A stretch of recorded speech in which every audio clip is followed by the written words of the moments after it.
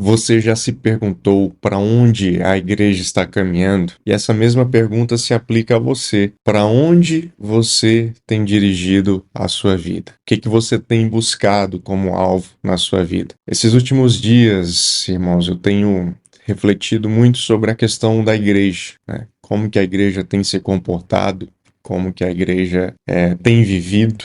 O que a igreja tem buscado? Quais são suas prioridades? Quais são os desafios que a igreja tem?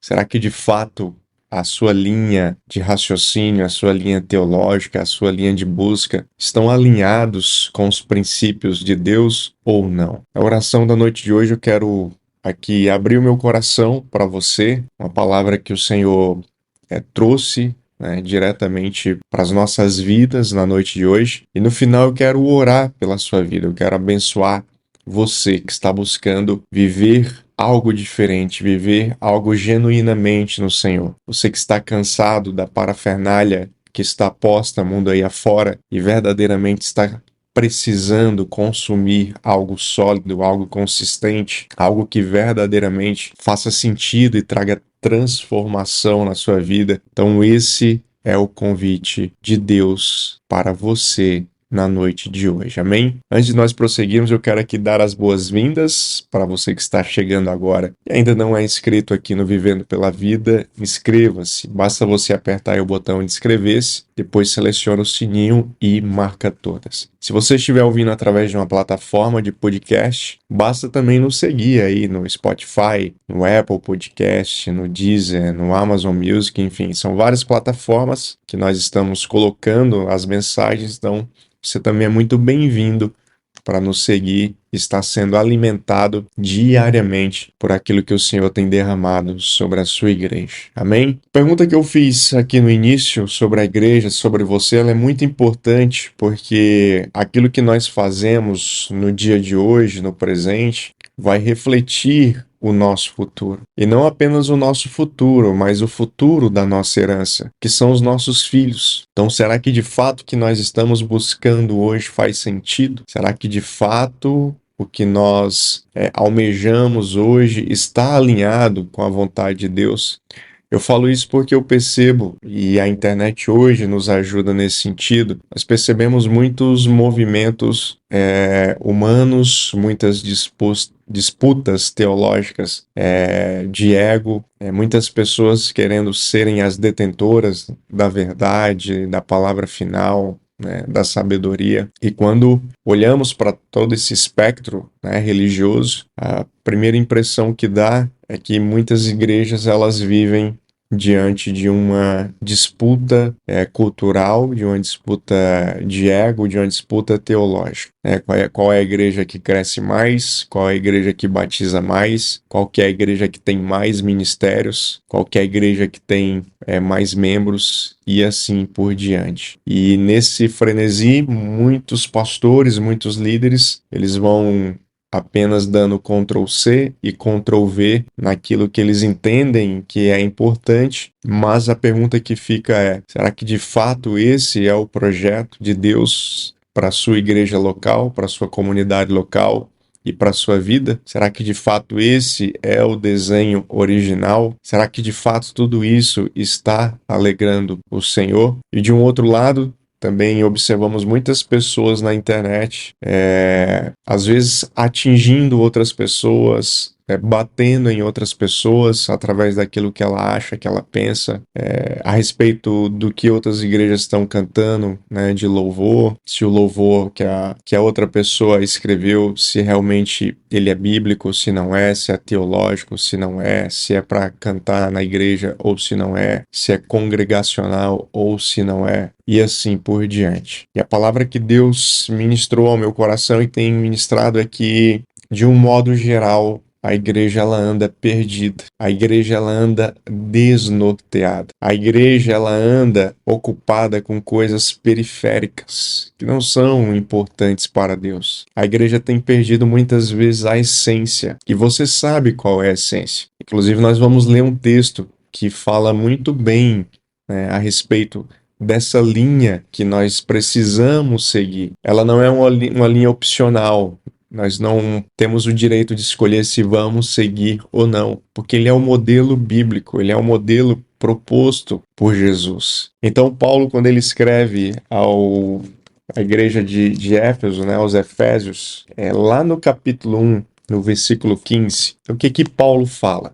Desde que eu soube de sua fé no Senhor Jesus e de seu amor pelo povo santo em toda parte, não deixo de agradecer a Deus por vocês. Em minhas orações, peço que Deus, o Pai glorioso, o nosso Senhor Jesus Cristo, lhes dê sabedoria espiritual e entendimento para que cresçam no conhecimento dele. Oro para que o seu coração seja iluminado, a fim de que compreendam a esperança concedida àqueles que ele chamou e a rica e gloriosa herança que ele deu ao seu povo santo. Também oro para que entendam a grandeza insuperável do poder de Deus para conosco, os que cremos. E o mesmo poder é grandioso, que ressuscitou Cristo dos mortos e fez sentar-se no lugar de honra à direita de Deus nos domínios celestiais. Agora ele está acima de qualquer governante, autoridade, poder, líder ou qualquer outro nome, não apenas neste mundo, mas também no futuro. Deus submeteu todas as coisas à autoridade de Cristo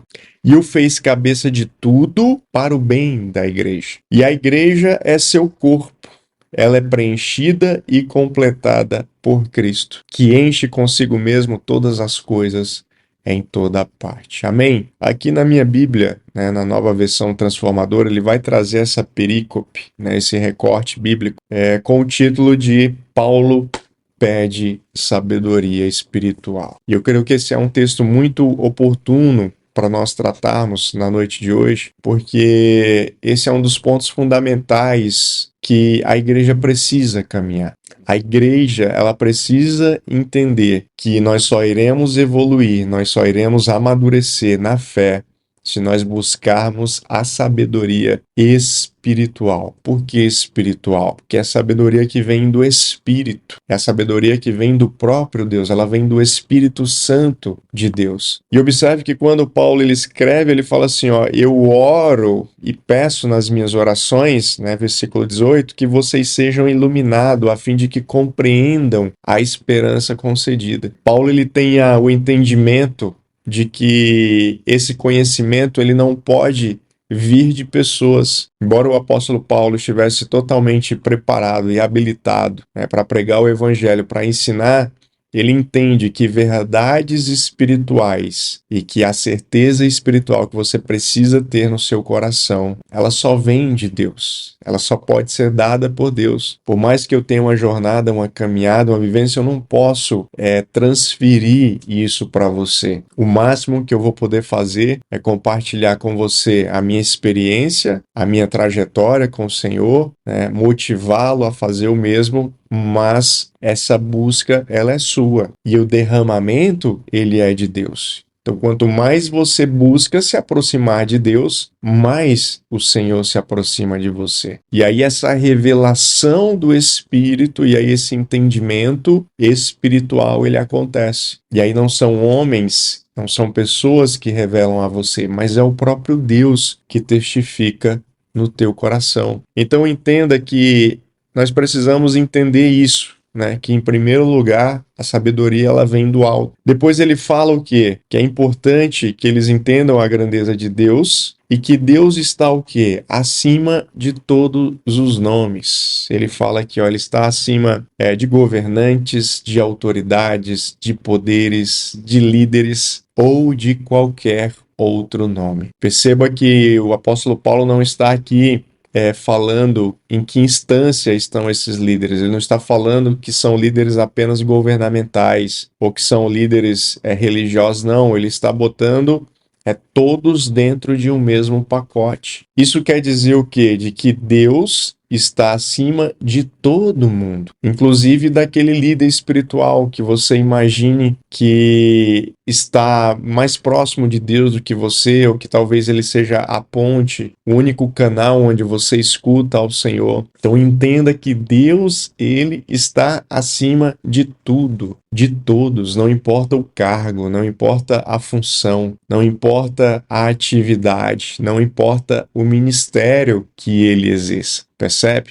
Deus está acima de todo mundo. Deus está acima da minha vida. Então nós precisamos ter clareza disso. Por quê? Porque nós precisamos buscar a fonte. Você precisa beber da fonte. A fonte, que é o próprio Cristo Jesus, essa fonte é que vai derramar sobre você. Essa fonte é que vai te orientar. Essa fonte é que vai te trazer clareza daquilo que você precisa. E aí ele continua falando o quê? Versículo 23.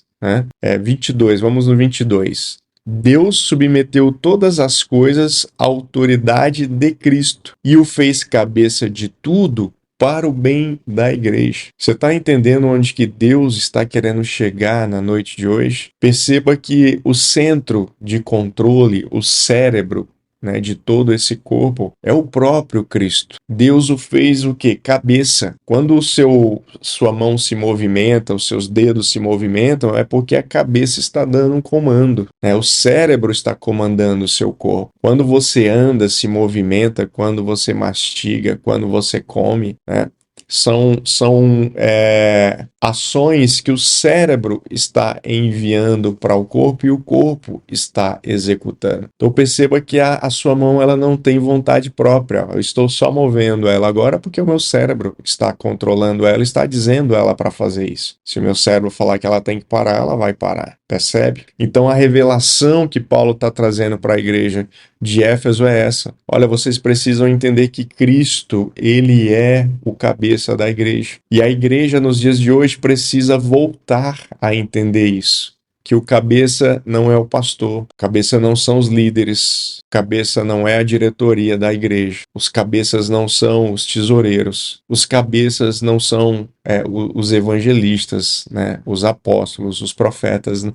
Eles não são cabeças da igreja, eles são corpo da igreja, eles são parte desse corpo. Eles são membros, ninguém é cabeça na igreja. Então, quando eu entendo que nós não somos cabeça e nem a liderança é cabeça, então nós precisamos entender que estamos sob a submissão de um Deus, percebe? De alguém que está acima das nossas vidas. E é Ele quem controla o corpo, é Ele quem controla todo o processo, não somos nós. Não somos nós que ditamos as regras, não somos nós que apontamos o caminho. Quem aponta o caminho é Ele. Nós apenas executamos enquanto corpo.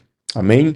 E aí ele finaliza aqui dizendo no versículo 23, e a igreja ela é o seu corpo. Ela é preenchida e completada por Cristo, que enche consigo mesmo todas as coisas em toda a parte. Então perceba que mesmo nós sendo corpo, ainda assim, quem preenche esse corpo é a cabeça, é o próprio Cristo. Ou seja, você precisa se encher da presença de Deus para que você entenda que o domínio, ele vem do Senhor. Mas o domínio que vem de Deus não é porque Deus é carrasco, não é porque Deus quer fazer da sua vida uma marionete, não é isso. Mas essa palavra, ela traduz o cuidado do Senhor sobre você. Ela reflete a proteção do Senhor sobre a sua vida. Por que que ele diz que esse Cristo sendo cabeça é para o bem da igreja? Porque nós somos seres corrompidos. Se eu fosse o cabeça da igreja, se o pastor fosse o cabeça da igreja, se qualquer outra pessoa fosse o cabeça da igreja, você pode ter certeza que essa igreja, ela está fadada ao fracasso, ela está fadada ao insucesso, ainda que ela esteja crescendo numericamente. Porque o homem, ele vive no pecado, Nós temos a natureza pecaminosa dentro de nós, então é muito fácil o homem se corromper, é muito fácil o homem se perder, principalmente se ele tem poder na sua mão, se ele exerce um cargo poderoso de liderança, de visibilidade, onde ele comanda, onde ele ordena e as pessoas obedecem. Então isso é muito perigoso. Por isso que Cristo, ele é o cabeça da igreja. E nós, como igreja, nós precisamos o quê? Nós precisamos nos submeter à cabeça. Se eu sou corpo, se eu sou um membro do corpo, eu preciso me submeter à cabeça, porque a cabeça é quem governa. A cabeça é o cérebro de tudo isso. Então nós precisamos nos submeter à vontade dele. Então, amado, na noite de hoje, que Deus ele possa falar ao teu coração através dessa mensagem, através desse ensino paulino,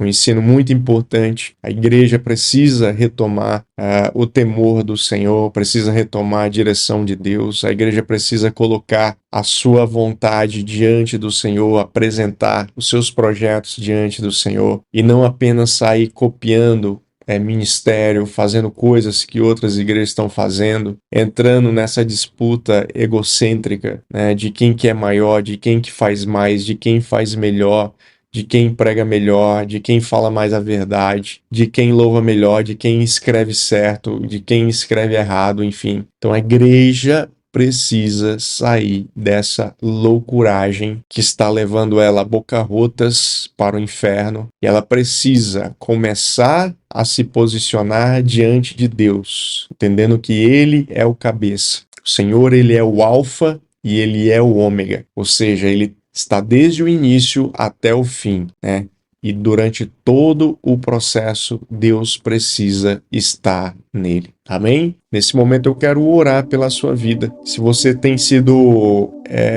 tocado pelo Espírito Santo, se você também tem observado isso na igreja de um modo geral, talvez a tua igreja esteja vivendo assim, com líderes népios, ou seja, líderes que são crianças, que são imaturos, que não têm maturidade na fé.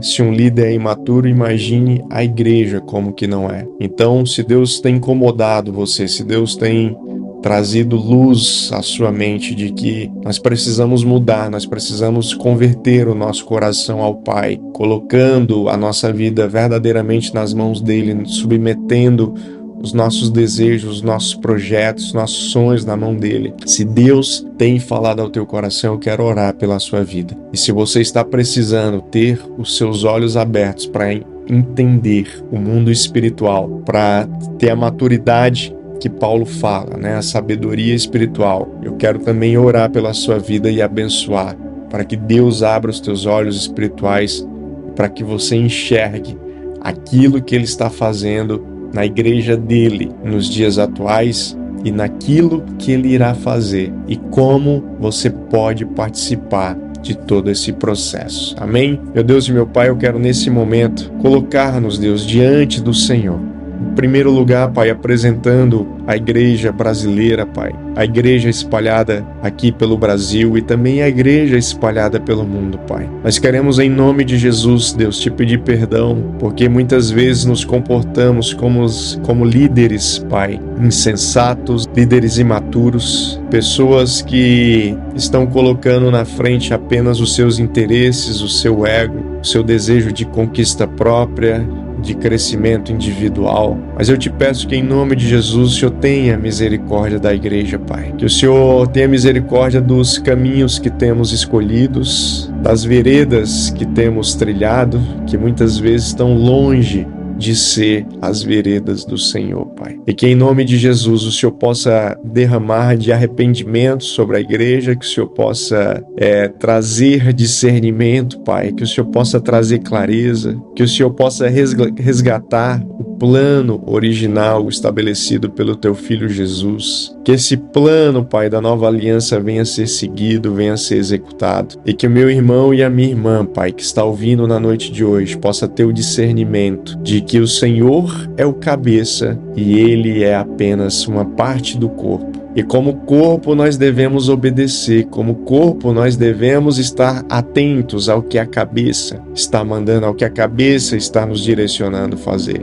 Porque entendemos, Pai, que se agirmos conforme as Escrituras, se agirmos conforme a orientação que o Senhor nos deixou, aí sim nós estaremos alegrando o coração do Senhor, aí sim nós estaremos prosperando no Senhor, aí sim nós estaremos caminhando para o alvo que é Cristo Jesus, construindo uma igreja saudável, construindo uma igreja que verdadeiramente reflete a glória do Senhor. Então que na noite de hoje, Pai, o Senhor abençoe a vida da tua igreja, que o Senhor venha abrir os seus olhos e que o Senhor abençoe a vida do meu irmão, Pai, que está sendo incomodado, que está entendendo que o Senhor está preparando ele para um novo momento, para um novo caminho, para uma nova estação no Senhor. Que ele possa discernir os tempos, que espiritualmente o Senhor venha derramar dessa sabedoria que ele precisa, Pai, para avançar onde quer que ele esteja e fazer a diferença para a honra e glória do teu santo nome. Amém? Então que o Senhor abençoe você na noite de hoje, que o Senhor abençoe sua vida, sua família, seu ministério. Que você continue trilhando na fidelidade de Deus, entendendo que Ele é o cabeça e você é cor. Se essa mensagem falou ao seu coração, eu peço que você curta ela e envie para pelo menos 5 pessoas. Mande para pessoas que precisam ouvir essa palavra profética sobre a igreja, que estão precisando despertar, que estão precisando ir para o novo de Deus. E lembrando que amanhã nós estaremos aqui de volta, orando, buscando, jejuando, né? E nos alimentando dessa palavra tão preciosa.